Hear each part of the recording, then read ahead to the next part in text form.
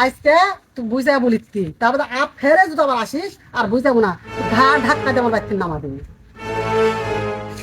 বাবা আজকে আবার কিছু কাশতেন এমনিতে আসা হবে না।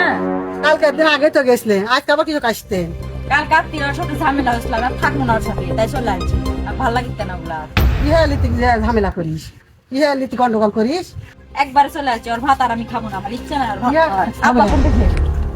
আব্বা বাইট আছে এবার তোর জায়গা হবে না তুই পুরো লাগতো কে জায়গা হবে না কেন? আমি পুরো যাই না থাকবো। দিন জমের কাজ থাকবো তুই লিতি কিসের ঝামেলা করিস গন্ডগোল হোক মারামারি হোক কাটাকাটি হোক জমের বাড়ি থাকবো তুই ছাওয়াল দাও তুই মাওয়া করবো তুই একদিনে গেছিস তুই ওটি যা খাগা সুন্দর করে তোরা কিছু না বলে বলে তোরা মাথা তোর চলছে তালা তোরা তো কথা শুনবো না আমি। আব্বার কাছে যাবো আমি। না। এটি থাকবো, আজকে থেকে এটি থাকবো, এই বাড়িতে থাকবো। যেভাবে সংসার করে খাওয়ালে সেভাবে যায় তুই আমার বাড়ি তুই আমার খান দিব না সেই মনে করিস না মানুষের মাইলা কানলা তোকে আমি যেমন আসবো তোকে আমি জাগা দেবো জয় গরিব গরিব সংসার যেভাবে ভাত দেয় সেভাবে খাগা তুই যা পায় তাই জমাইয়ে দেয় তুই কি হাতে জমা সারাদিন তুই লাগিস বলে তুই সুন্দর হয়ে তুই সংসার করে দেখা গা ভালো করে বলি তাহলে এটা আমার থাকা হবে না। না তুই আমি প্রশ্রয় দিব না এটি যা বাবা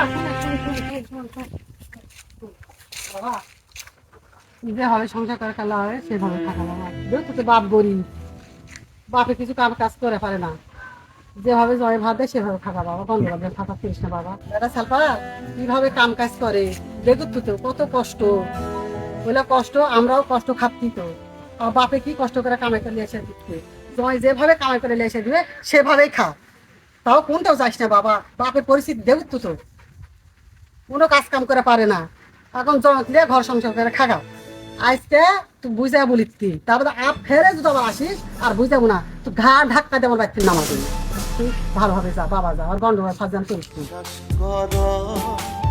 প্রতিটা মা এমনই হওয়া দরকার। ভিডিওটা সামাজিক ও শিক্ষণীয় ছিল। ভালো লাগলে শেয়ার করে পাশেই থাকবেন।